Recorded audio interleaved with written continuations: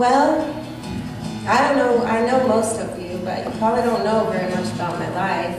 I started off bad at a really young age, smoking, doing drugs, about 11, boys, all kinds of stuff. And my parents couldn't really handle me, so I got emancipated and I rode a bus to Tulsa, Oklahoma, and I ended up in the bars and bad bars, more drugs. Ended up running around with outlaw motorcycle gang, property, sticker right on my back, property of, not property of Jesus, by the way. And, you know, women were devalued. You were nothing. You just did what you were told. A good woman turned her back when another woman was getting beat. So it pretty much made it an environment of isolation. You couldn't have women relationships. You couldn't be close to women. How could you? They fostered that. You know, you were so alone. So my downward spiral took a long time. I did it slow. And I had Cheney. She was the one thing that held me up. You know, she was everything to me. Turned out that's a problem. You know, I found out later, but she was everything to me. I never really considered God. I knew there was a God, but he wasn't in my life. So one day I woke up with my outlaw boyfriend to the sound of tanks and percussion grenades and helicopters and men dressed like trees running across my lawn. No, that's true. And they dragged me out of the house and zip-tied me on the lawn. Cheney as well. They dragged her out, set her on my lap, and took my then boyfriend away. Well, so my parents took Cheney away from me, and I lost her. And she was everything to me. So what did I have? I had nothing. So I got a new boyfriend. He was a drug dealer, so I didn't have to look very far.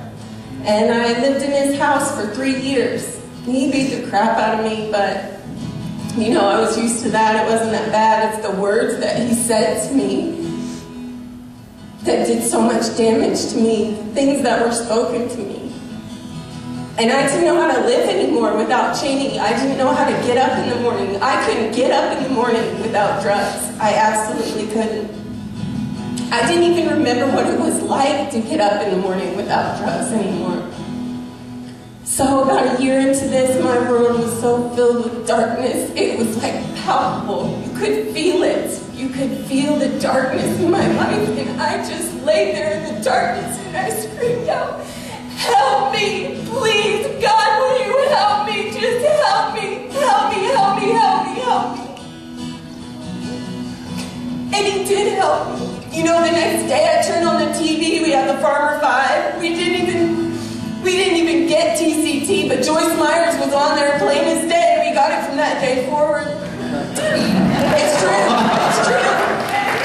And not just that, but the Lord started speaking into me.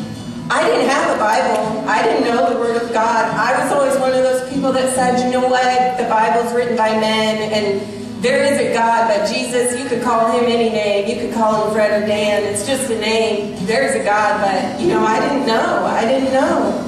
But God started speaking to me in this dark room that I lived in. He started speaking into my soul. He did. He told me, "You're beautiful." He told me, "You're valuable." And all my life, all I wanted was someone to love and protect me. That I figured out that's all I was ever looking for, you know, to be valued, to be seen. And he started doing that for me, and day after day, and I still did drugs. I did drugs all the time, but day after day I got stronger. I started writing scriptures on the walls. The room, everyone thought I was nuts because it was the drug-doing room. And you came in and there were scriptures everywhere in the room.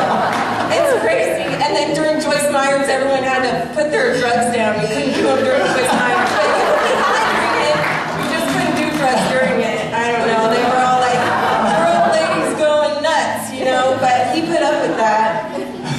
And, yeah, so one day he was going to beat the crap out of me, and the look in his eyes was so scary, and I thought, this is the day I'm going to die. And I started screaming out for Jesus to help me. And the weirdest thing happened, and don't get me wrong now, I'm not saying Jesus breaks arms, but this guy fell in the weirdest way and snapped his arm in half. He really did. And after that, he was scared. So then he was submission. Well, you know, he throws stuff at me from across the room, but he never hit me anymore. He was literally scared. So I'm not saying Jesus broke his arm, but the man thought he did, so that's all. You might wonder why I stayed there a couple more years, and I don't know, I never considered it. I just stayed, and I was getting stronger all the time, and I came across the Bible, and I don't know, something inside me was so changing. And then one day my mom called, and she said, you know, you can come and visit Cheney for a week. We don't care where you go when you leave, but we'll give you this week. And I felt like God told me, go. And so I packed up my truck, the one he never let me drive, but he let me have it, and he gave me gas money. And we packed it up and I left. And I figured out later that the reason that I stayed there all those years was learning to trust him. Because it was a hard journey from then. I didn't know where I was going. I didn't know from day to day, you know, what was going to happen to me. And if I hadn't trusted him, I would have just been like the Israelites wanted to go back to Egypt. It's what you know, leeks and onions, you know. And because it was scary every day. I didn't know where I was going. It was scary, but I trusted him.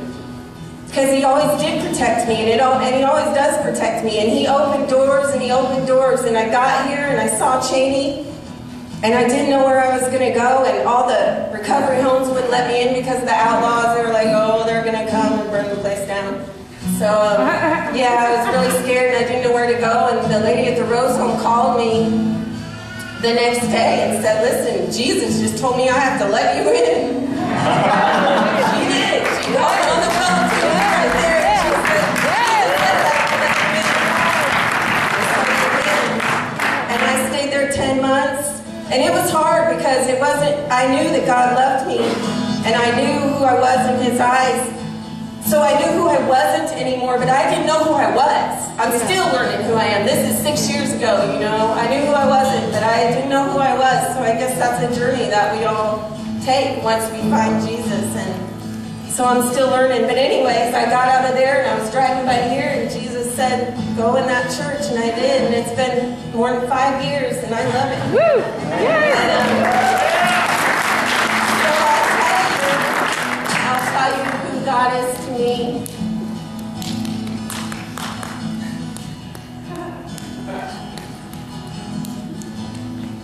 He's the one who loves me. He's the one who will never leave me. He's the one who thinks I'm beautiful. He's the one who values me and protects me. Yes. He's the one who listens to me, cares about me. Yes. Yes. He thinks I'm something really special. Yes.